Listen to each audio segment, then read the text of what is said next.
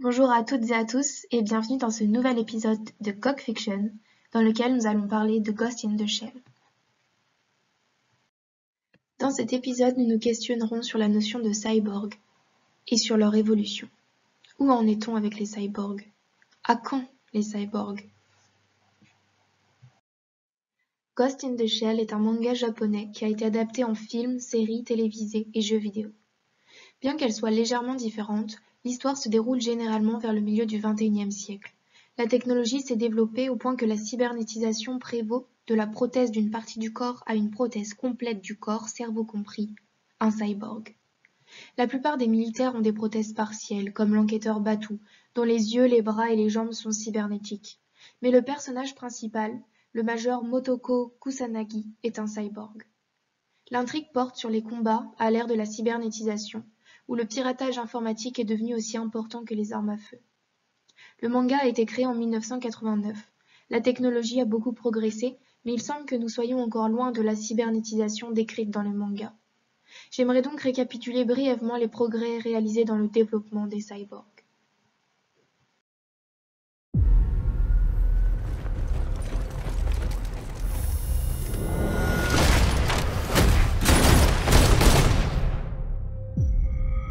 I have been watching you. You have to remember. I saw someone down there. He wasn't human. He's a known terrorist, and he's killed again. They didn't just kill them, they hacked into their minds. He's everywhere and nowhere. I will find him. And I will kill him.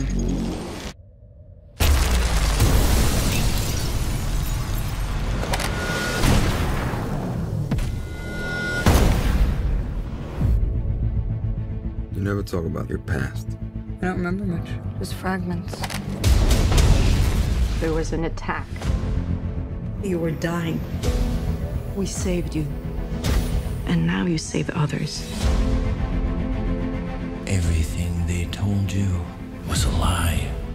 You had a family. Remember that. But I... What a beauty you are.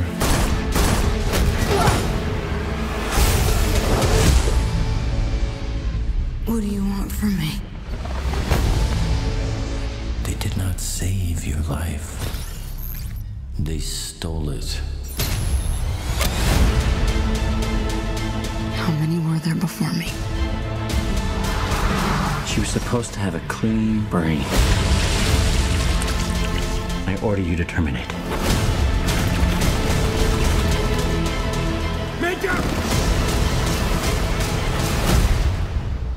They created me, but they cannot control me.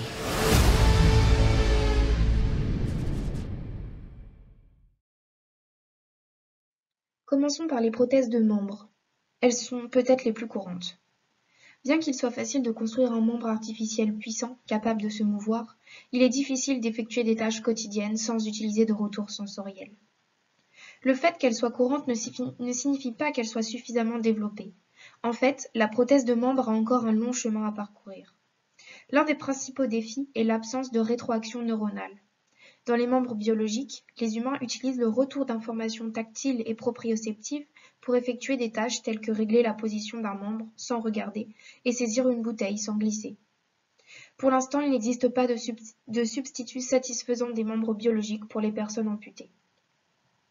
Les chercheurs doivent donc s'attaquer au problème de l'intégration sensorimotrice avant de passer à la rétroaction neuronale. Pour les amputés des membres inférieurs, il a été démontré que l'ajout d'un retour proprioceptif améliore la contrôlabilité des mouvements et l'incarnation de la prothèse. L'interface myo-neuronale agoniste-antiagoniste, ou AMI, est une technologie qui relie chirurgicalement deux tendons musculaires, agonistes et antiagonistes, de sorte que l'étirement d'un muscle contracte l'autre, avec une architecture bidirectionnelle efférente-afférente. En recrutant les informations proprioceptives des muscles, le système nerveux central est capable de recevoir un retour d'informations sur la position des membres. Pour les membres supérieurs, la sensation tactile est importante, en particulier pour les mains, qui peuvent effectuer des tâches fines telles que la saisie avec une force appropriée en utilisant l'estimation du poids de l'objet. Chez une participante amputée d'une main, l'implantation d'électrodes neurales lui a procuré des sensations de force et de glissement proches de la nature, et a amélioré de manière significative ses capacités de manipulation. L'intention étant d'abord lue par les capteurs EMG avec un contrôle de la position et de la force sur la main prothétique, les doigts munis de résistance de détection de force pouvaient détecter les forces appliquées et le glissement. Les informations seraient ensuite renvoyées à la manchette et aux électrodes intraneurales des nerfs ulnaires et médians. Il est donc encore trop tôt pour s'attendre à une prothèse surhumaine étant donné que la recherche sur la rétroaction neuronale est toujours en cours. Des recherches montrent également la possibilité d'une augmentation des sens comme la vision. Un article de Nature publié l'année dernière a montré qu'un œil électrochimique biomimétique, dont la structure est similaire à celle des yeux humains, pourrait potentiellement atteindre une résolution encore plus élevée que l'homme. Dans l'œil humain, les informations lumineuses sont transmises par les photorécepteurs de la rétine avec un large champ de vision d'environ 155 degrés, une haute résolution à la fovea et une capacité d'adaptation à la lumière. Mais il souffre également d'une perte de lumière et d'une tache aveugle en raison de la couche de fibres nerveuses à l'avant de la rétine. Dans l'ECI, ces problèmes peuvent être évités grâce à des fibres nerveuses situées derrière la rétine. Comme sa rétine est composée de nanophiles sensibles à la lumière, elle peut être plus dense que les photorécepteurs biologiques. Globalement, par rapport aux yeux biologiques, l'ECI présente une grande réactivité, une vitesse de réponse raisonnable, une faible limite de détection et un large champ de vision. Il est capable d'acquérir des motifs d'image comme le font les yeux humains, bien que le prototype utilisé dans cette recherche soit relativement simple. Il ne détecte qu'une lettre sur un fond noir. La partie ultime et la plus difficile serait de concevoir un cerveau cyborg, c'est-à-dire la conscience humaine dans la machine. Jusqu'à présent, il n'existe aucune preuve suggérant la possibilité de réussir à le faire. Toutefois, en rapport avec le sujet, des tentatives ont été faites pour modéliser le cerveau en simulant l'activité neuronale. Le Human Brain Project est sans doute la plus célèbre d'entre elles. Il s'agit d'un projet de collaboration en cours dans toute l'Europe, dont l'objectif est d'étudier le cerveau humain du niveau moléculaire au processus de plus haut niveau et de la milliseconde à l'année, à l'aide de superordinateurs. Il se compose donc de plusieurs sous-projets. L'informatique neuromorphique, l'un des sous-projets, vise à simuler l'activité neuronale par des circuits électriques. L'un des principaux obstacles à la modélisation des neurones est la lourdeur des calculs à effectuer sur des milliards de neurones en très peu de temps. Cependant, les systèmes utilisés dans le projet offrent un support prometteur pour la simulation du calcul des neurones. SpineMaker atteint la vitesse du temps réel et BrainScales, un système accéléré, peut fonctionner 10 000 fois en temps réel. Étant donné les progrès techniques prometteurs, il serait intéressant de voir si un jour l'activité cérébrale est simulée avec succès. Alors que pourrait-on découvrir?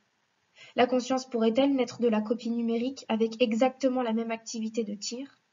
L'esprit pourrait-il être téléchargé sur des ordinateurs grâce à ces techniques? Malheureusement, nous n'en avons aucune idée pour l'instant.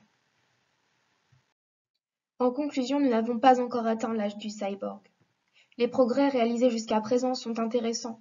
Pour les prothèses de membres, il y a des défis à relever, à savoir le retour neuronal qui doit être optimisé davantage pour obtenir des performances proches de la nature, et nous avons déjà vu un bon début d'obtention de signaux tactiles et proprioceptifs. En ce qui concerne l'augmentation des sens, comme la vision, il est possible peut-être de construire un jour un œil meilleur que l'œil humain, car l'ECI avec sa densité de nanophiles pourrait dépasser les photorécepteurs biologiques, ce qui permettrait théoriquement d'obtenir une meilleure résolution d'image. Enfin, la simulation de l'activité neuronale par des superordinateurs soutenus par des systèmes tels que SpineMaker et BrainScales fournirait le matériel nécessaire à la recherche future sur le cerveau. Affaire à suivre. Merci pour votre écoute. Vous trouverez ci-dessous les sources et références qui ont servi à l'élaboration de cet épisode. Merci, à bientôt.